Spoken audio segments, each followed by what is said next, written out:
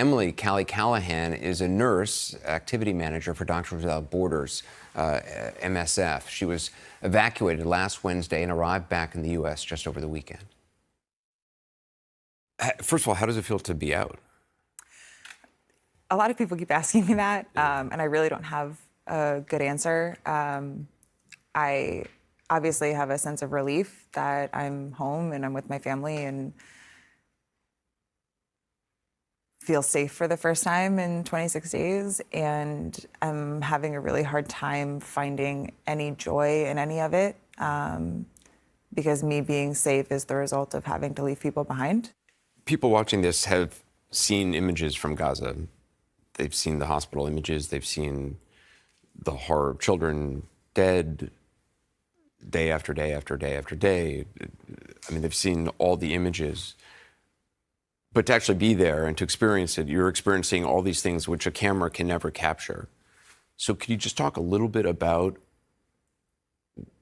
when you close your eyes at night, what is it you think about now?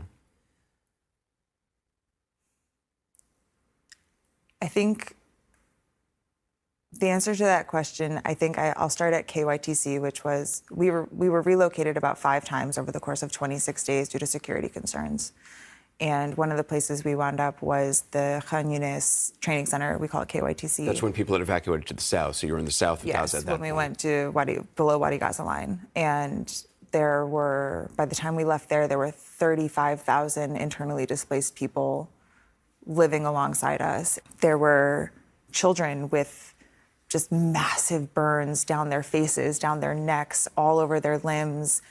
And because the hospitals are so overwhelmed, they are being discharged immediately after. And they're being discharged to these camps with no access to running water. There's 50,000 people at that camp now in 4 toilets. They're given 2 hours of water every 12 hours. There's 4 toilets for 50,000 people. Yes. And that's where we were living too. And they have these fresh, open burns and wounds and partial amputations that are just walking around these conditions. And parents are bringing their children to us going, please, can you help? Please, can you help?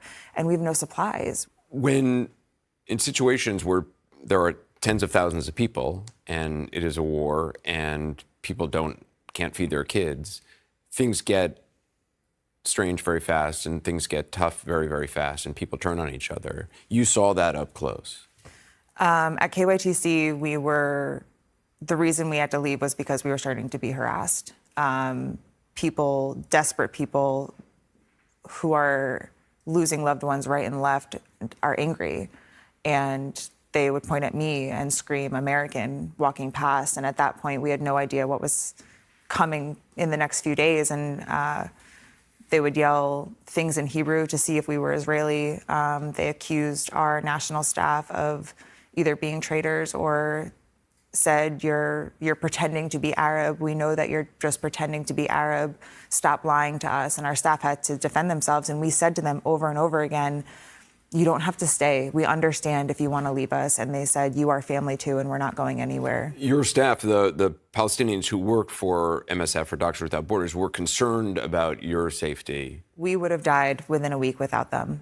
They are the only reason we are alive. It's incredible that this took so long to get Americans, sick people, start to move through that Rafah border crossing. It's inexplicable. And we were desperate. We did a calorie count at one point based on our supplies and figured out that if all of us, there's 50 people with us living in a parking lot now, only ate 700 calories a day. If that's all we had 2 days of food left, and that's it.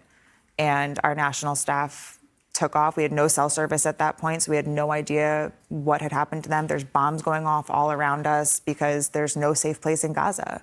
Even getting through that Rafah border crossing, what was that like? They didn't leave our side for a second. The national staff? The national staff. Because they feared for your safety, even at the border crossing. They made sure they were standing between us and desperate people. They made sure that they were talking to every official that they could find, trying to push us through, trying to get us on the bus, trying to get us out. And we're standing there and we're watching these incredible men who have sacrificed everything for us, who have sacrificed time with their families, their own physical safety, their own water supply they were giving to us. And we're watching them fight to get us across the border, knowing that we were not bringing them with us.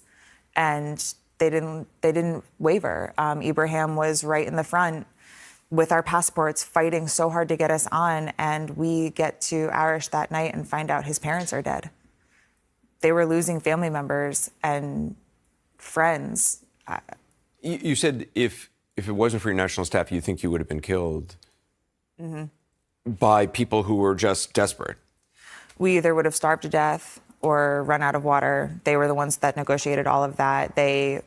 Gaza's a small city, so everyone knows everyone, and they would call in favors and call their friends and say, who do you know that has food? Who do you know that's open? Where can we get this? And they would drive all over the place to find water.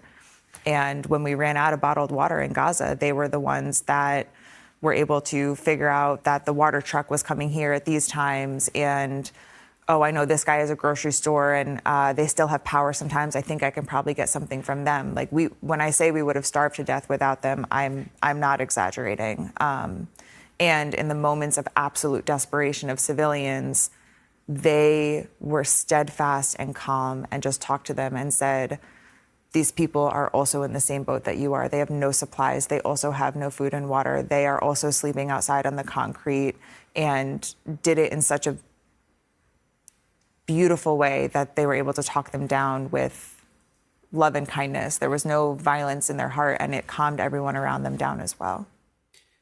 Would you go back to Gaza? In a heartbeat. In an absolute heartbeat. My heart is in Gaza. It will stay in Gaza. The Palestinian people that I worked with, both our national staff in the office as well as my staff at Indonesia Hospital, were some of the most incredible people I've ever met in my life. When everything went off and we got the notice to move south of Wadi Gaza, I was texting my nurses at Indonesia Hospital, and I said, we lost a nurse weekend one. He was killed when the ambulance outside the hospital was blown up. And I was texting them when we got the evacuation orders, and I said, did any of you move south? Did any of you get out? Like, are any of you coming down this way? And the only answer I got was, this is our community, this is our family, these are our friends. If they're gonna kill us, we're gonna die saving as many people as we can. And I said, if I can ever have an ounce of the heart that you have, I will die a happy person. They were incredible. I would like to send out a reminder that there are civilians seeking shelter there, and that my doctors and nurses didn't leave out of loyalty to their community. And I know that there is an idea being pushed right now that anyone that stayed behind is going to be considered some kind of a threat. And I want to remind people that the people that stayed behind are heroes. The people that stayed behind are they know they're gonna die, and they're choosing to stay behind anyway. You're talking about doctors, nurses in the hospital. I wake up every morning and I send out a text message and I ask, are you alive? And every night before I go to sleep, I send another message and says, are you alive? Well, Kelly, thank you so much for your time. Thank you.